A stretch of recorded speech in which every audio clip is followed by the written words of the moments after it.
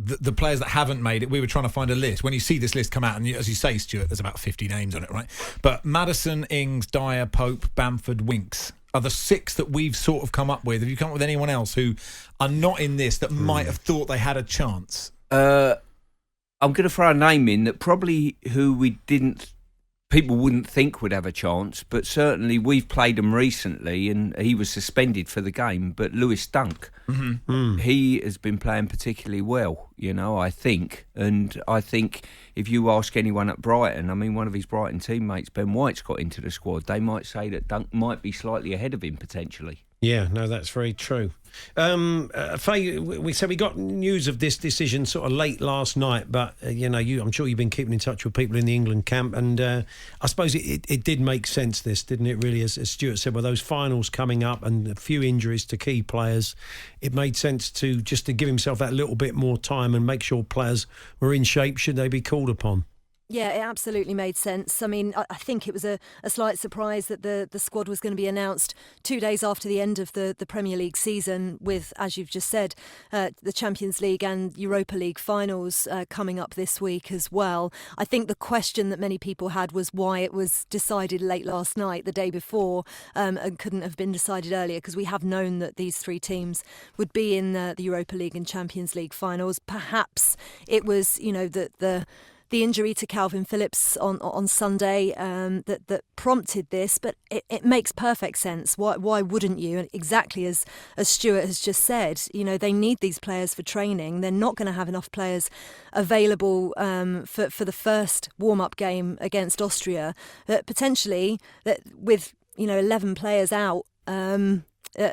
With 11 players playing in European Cup finals, then they would have only had 15 players available. So that doesn't really leave you very many options. So I think this is a sensible decision for sure.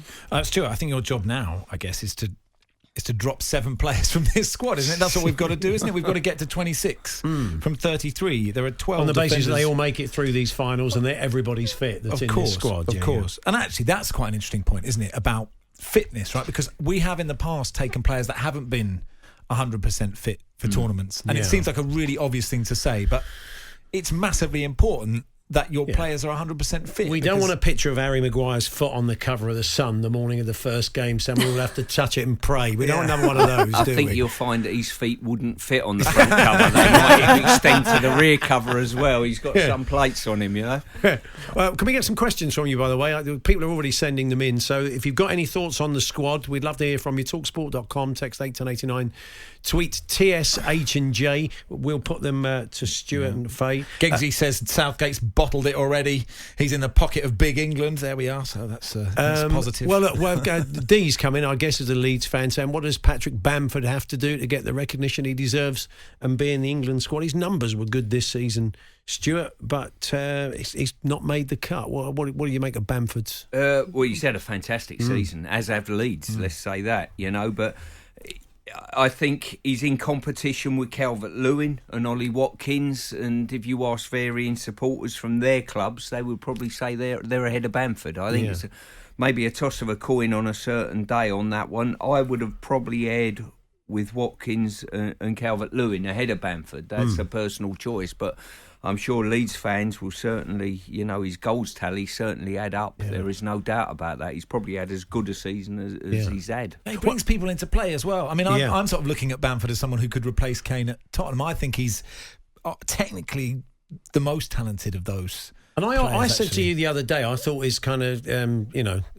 goals to shots would have been not that great. He comes across as a player that needs sort of 10 chances to score a goal, but his numbers don't back that up, do they? They compare pretty well with Kane. The same as Kane. Yeah, I'll try and find that statistic, and if I'm wrong, I apologise to everyone on earth for that. When you're looking to choose players in this, I mean, you were involved in Fabio Capello setting up, Stuart. So when a manager is picking players, how much are you looking at form? How much are you looking at the fact you can trust those players? They've been in your squads before and they've never let you down. I think it's a culmination of a lot of things.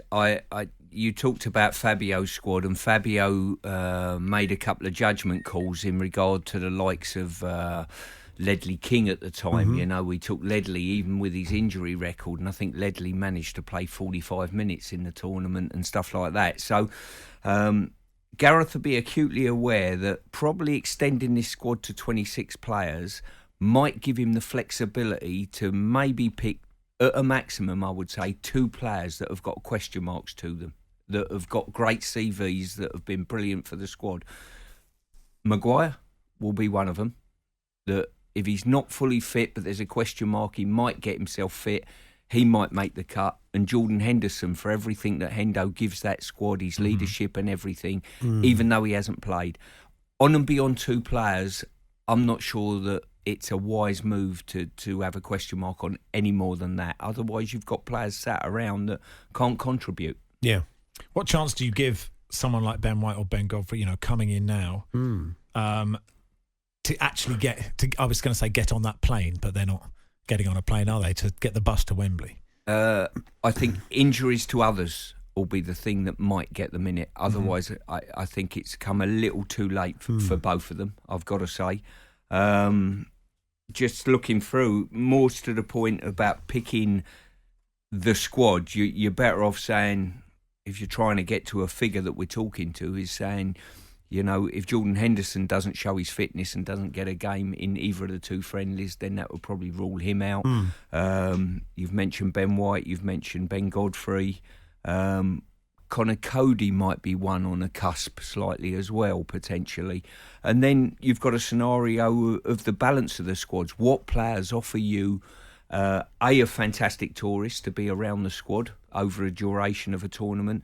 And probably more importantly, what players like Cole Walker can play, right centre half in a 3 and right back or right wing back that offer you those extra options within the squad. What do you think he'd be saying to Godfrey and to White? Would he be saying, look, boys, it's unlikely you're going to be going, but this is great experience for you, enjoy it? Or will he say, look, if you have a great week and, you've got a chance?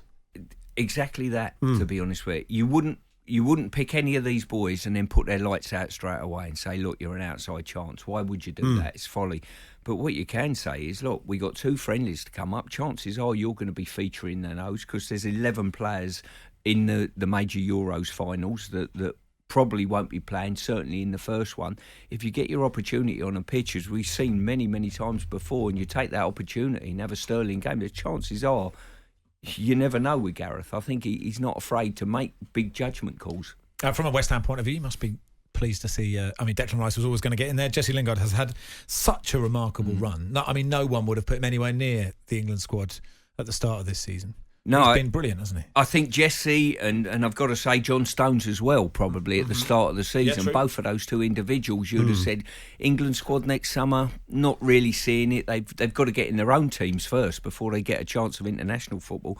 Jesse has been outstanding for us. I've got to say, from day one, he's walked through the door physically. He's fantastic. He hit the ground running straight away and off he went. And he's just fitted in the team so well. I think he enjoys the environment at West Ham. He's flourished within that environment and his form and his stats are fantastic, and he's given us at the club an extra dimension this year. And I'm delighted to see him and Deck both in the squad. There's something so interesting about Jesse Lingard and the way we view squads and players. And we get very excited by any player who's new, who's new and young and exciting. And because Jesse Lingard's sort of been around the block a bit, I think fans who aren't necessarily West Ham fans will just be like, it's just not, it doesn't excite you. But if you think of some of the goals that he's scored recently, was that game at Wolves, was it, where he scored? Yeah.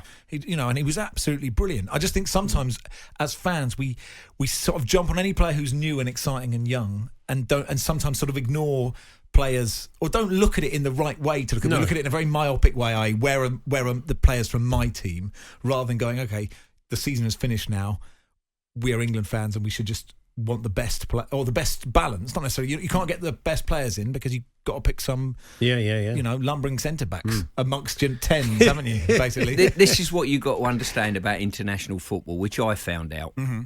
There's a clamour, get Stuart Pearce in the squad, get Kenny Sampson out the squad. This is how it worked with me. And then all of a sudden I get in and I have my dozen games and it's, all right, we're bored with this one now. Right, get Tony Dorigo in. He's better than him. Exactly. You know, and it's just a clamour. OK, we know you. We know your back catalogue. We know the stories. We're a bit bored with you from the media side of it. Not all media. Obviously, TalkSport are more balanced than that. Of course you know? we are. Nothing is not balanced. You know, here. get him out. Let's get the new kid in the Do you block. think, imagine we could have got that just extra step in Euro 96 if we'd had Dorigo. Well, that's what they people are say. saying, aren't That's they? what they I said that must have been 30 years ago now. That boy is the future. But he's got a fight on his hands, though. Faye, we're going to hear from Gareth at 2. He'll be explaining all this and all the decisions to go with the provisional squad and the boys that have made it and the boys that haven't. So that will be interesting as always. Yeah, it'll be fascinating. You're having it live, aren't you, at 2:00? Yeah. And then I'm going to sit down with him around 2:45 after that press conference to have a one-on-one with him and pick his brains on anything that hasn't been discussed in that press conference. And very much looking forward to it because obviously he will have had to have some difficult conversations as well. But as I alluded to when I read the team out earlier on, there are still some potential wiggle room spaces for players who haven't made this 33 because UEFA have said that leading up to the first game of Euro 2020, which for England is on the 13th, basically they could bring in, if there were any big injuries, they could bring in another player and the goalkeepers before for the whole tournament. If there was a big injury to one of the goalkeepers, they couldn't always be replaced throughout the tournament because of these new COVID rules and serious injury rules that have been brought in because of this congested season. Paul Hawksby and Andy Jacobs, Monday to Friday afternoons 1 till 4 on AM, on DAB, via the TalkSport app and on your smart speaker. TalkSport.